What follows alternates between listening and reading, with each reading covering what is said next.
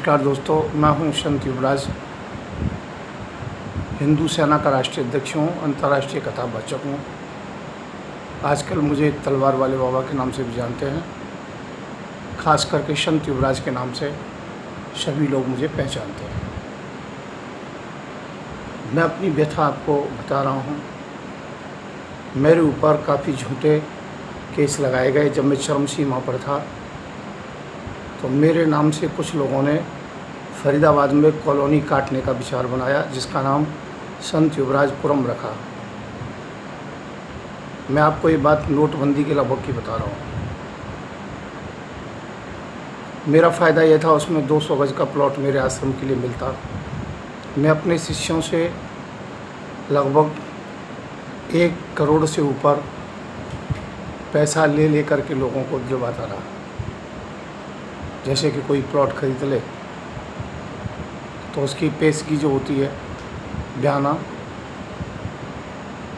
संयोग की बात ये रही कि ज़मीन सस्ती हो गई, लोग पीछे बैक हो गए।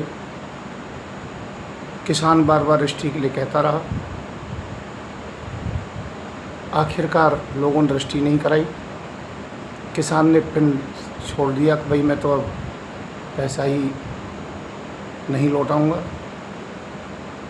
बीच वाले जो थे वो भी काफ़ी परेशान रहे, परंतु लोग मेरे ऊपर दबाव बनाने लगे, क्योंकि ज़्यादातर मेरे शिष्य थे, मुझे जानते थे, मेरे घर आके बैठ जाते थे।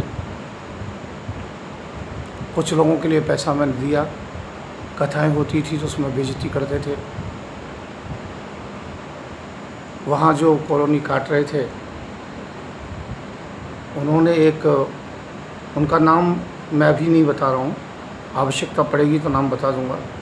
ये राजीव कॉलोनी की बात है, फरीदाबाद में। तो उसके अंदर क्या हुआ कि जब ज़्यादा मैं परेशान हो गया, लोग ज़बरदस्ती चेक ले जाते थे, केस डाल देते थे। तो जिस व्यक्ति के द्वारा पैसा गया था, या जिस व्यक्ति ने पैसे आगे कम पहुंचाए और 65-70 लाख रुपए अपने पास रख लिए, पत्नी का जेवर बनवा लिया और प्लॉट खरीद लिए, मैं उससे तगादा किया, मैंने कुछ दे दे। उसने एक मुझे राजस्थान में 250-300 गज का प्लॉट नाम रख दिया। जब मैंने वो प्लॉट नाम रजिस्ट्री कराने के लिए कहा, एग्रीमेंट तो मेरे पास है, एग्रीमेंट कर दिया, तो उसने अपनी पत्नी को आगे कर दिया। वो पत्नी नहीं थी, नकली रखेल थी एक। उसने सीएम विंडो पर एक वकील के द्वारा रिपोर्ट दर्ज कर दी।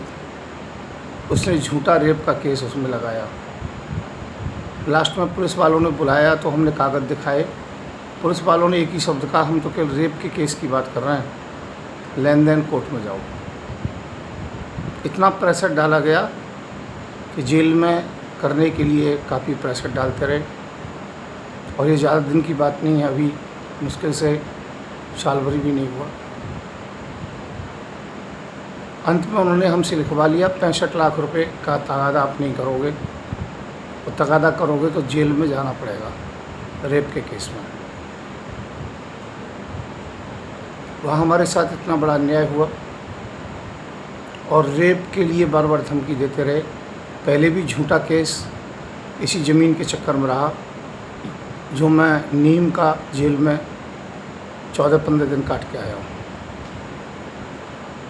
कभी ज़मीन का विवाद है, कभी गौ रक्षा के मामले में मैंने सदैव स्पष्ट कहा कि गौ का मांस सरकार बेचती है, तो सरकार भी इसमें मुझसे नाराज़ थी, इसलिए प्रशासन को इशारा होता और वो अंदर डाल देते। एक केस मैंने पहले भी आपको बताया, वृंदावन का केस था। इसी प्रकार से लगभग 17-18 केस मेरे ऊपर डाले गए। आज भी वीडियो संत युवराज के नाम से डालते हैं तो उसमें बलात्कार के झूठे केस किया जाती हैं। टीवी वाले, चैनल वाले पैसा मांगते हैं। 50 लाख रुपए मैं कहाँ से दूँ? मैं बहुत गरीब व्यक्ति हूँ।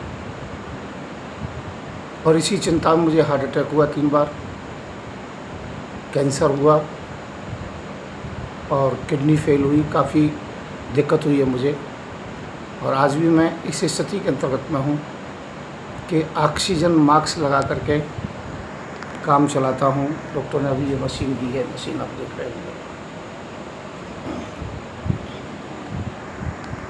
मेरे मित्रों, फिर पुणे कहूँगा, जीवित रहा तो आप लोगों के बीच में इस बात को कहूँगा कि जितने झूठे केस हैं बड़े बड़े लोगों पर लगाए जाते हैं, यदि किसी संत महात्मा पर बड़े व्यक्ति पर झूठे केस लगते हों, उसमें काफ़ी सोचो समझो, उसके बाद में निर्णय लो। सभी को आप दोषी ना ठहराएं। तो आज 18-20 हज़ार महात्मा जो 80 साल के हैं, 90 साल के हैं, 70 साल के हैं और झूठे रेप के केसों में अंदर पड़े हुए हैं। मेरे ऊपर भी इसीलिए झूठे केस लगाए गए। ये बिल्कुल झूठा केस है और भी अनेकों केस लगाए गए थे। आप लोगों से मैं यही कहना चाहूँगा, किसी की भ्रांति में ना आए, किसी को उसमें ना आए और भगवान का भजन करते रहें। आजकल मैं रांधेरा धाम में रहता हूँ, जिसे मिलना हो वो रांधेरा धाम में आए। मेरा नंबर है 9540460684। ये केस मेरे ऊपर झूठे थे, इसमें कोई शंका नहीं है। और आप लोगों के बस इतना ही कहूँगा, भ्रांति में ना पड़ें और भगवान की भक्ति करते रहें। धन्यवाद।